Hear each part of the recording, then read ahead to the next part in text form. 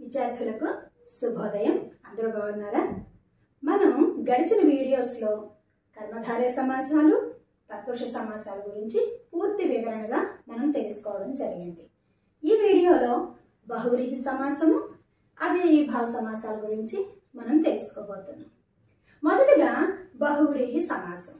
బహువ్రీహి సమాసాన్ని అన్య పదార్థ ప్రాధాన్యత కలిగిన సమాసం అని చెప్తారు. అంటే అన్యము అంటే వేరొక పద అర్థం, అంటే వేరొక పదం యొక్క అర్థాన్ని కలిగి ఉండేదే బహువ్రీహి సమాసం.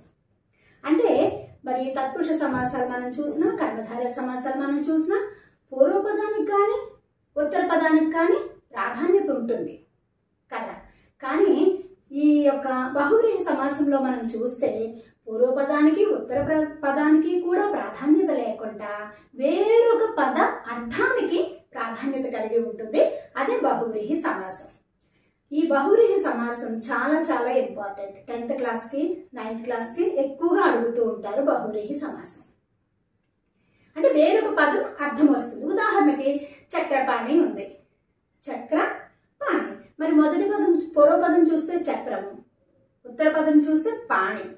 ఈ రెండు పదాలకి సంబంధం లేకుండా చక్రమును పాణి యందు ధరించినవాడు, లేదంటే చక్రమును పాణి యందు కలిగిన వాడు, ధరించిన వాడు ఎవరు అని ప్రశ్నించుకుంటే ఒకే ఒకరు విష్ణువుగా చెప్తూ ఉంటారు. అంటే ఇక్కడ చక్రమునకు పాణికి సంబంధం లేకుండా ఆ అన్య పద అర్థం కలిగినది ఏది అంటే విష్ణువుని చూపిస్తూ ఉంది. ఇలా అన్య పదార్థ ప్రాధాన్యం కలిగిన సమాసమే బహువ్రీహి సమాసం. మరి క్రింది వాటిలో అన్య పదార్థ ప్రాధాన్యత కలిగిన సమాసం ఏది అని అడుగుతూ ఉంటారు ఎక్కువగా బహువ్రీహి సమాసాన్ని.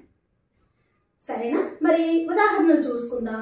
ఇందులో విగ్రహవాక్యంలో మనం గమనిస్తే మరి విగ్రహవాక్యంలో కలది, కలవాడు అనే పదాలు మనకు కనిపిస్తూ ఉంటాయి.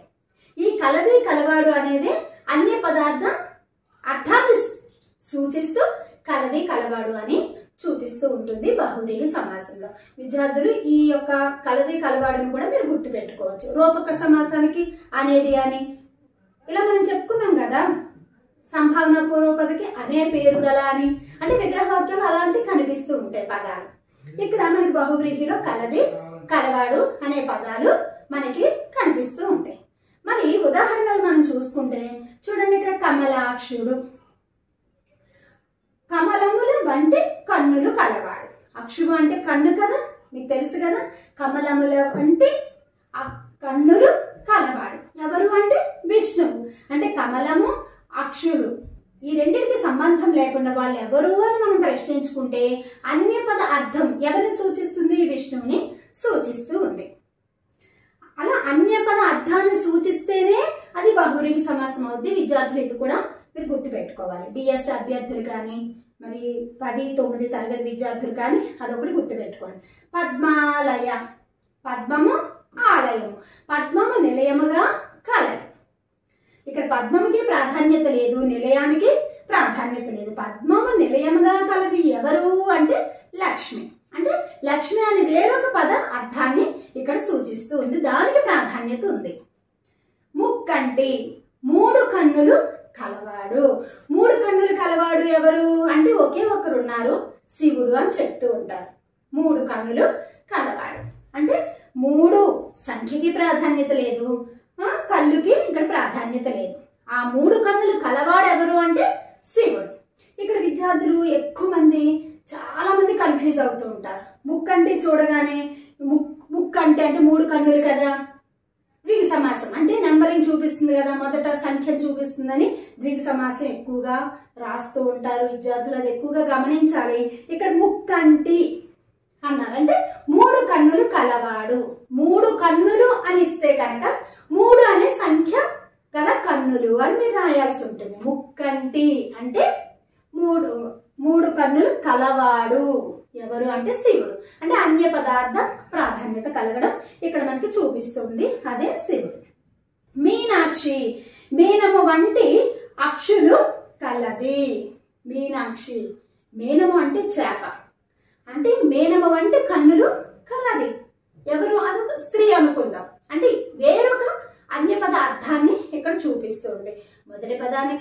రెండవ పదానికి అంటే పూర్వపదానికి కానీ ఉత్తర పదానికి కానీ ప్రాధాన్యత లేకుండా వేరొక పదానికి ప్రాధాన్యతనిచ్చే సమాసమే బహువ్రీహి సమాసం. ఇక్కడ చూడండి, చక్రపాణి ఇందాక చెప్పాను మీకు, అంటే విష్ణువుని చూపిస్తుంది. చక్రానికి కానీ పాణి అంటే చెయ్యి, చెయ్యికి కానీ సంబంధం లేకుండా వేరొక అన్య పదార్థ అర్థానికి ప్రాధాన్యత ఇస్తుంది కాబట్టి దీన్ని బహువ్రీహి సమాసం అంటారు. బహువ్రీహి సమాసాన్ని అన్య పదార్థ ప్రాధాన్యత కలిగిన సమాసము అని కూడా అంటూ ఉంటారు.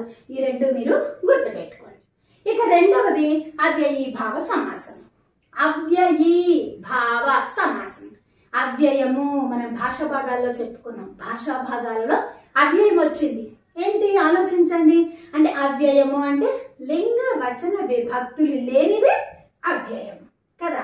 ఈ యొక్క అవ్యయీభావ సమాసానికి మొదటి పదం అంటే పూర్వపదం ఏదైతే ఉంటుందో ఆ పూర్వపదము అవ్యయంగా ఉంటుంది, ఉత్తర పదము విశేష్యంగా ఉంటుంది, అంటే నామవాచకంగా ఉంటుంది.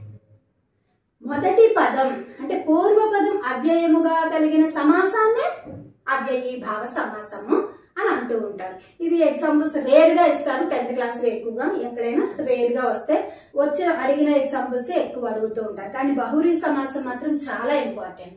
బహువ్రీహి రూపక సమాసం ఖచ్చితంగా 10వ తరగతిలో ఎక్కువగా అడుగుతూ ఉండే సమాసాలు.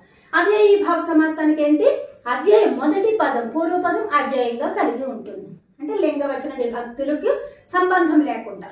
చూడండి, ఉదాహరణకు ప్రతిదినము విగ్రహవాక్యం మనం రాయాల్సి వస్తే ఏం రాస్తాము, దినము దినము.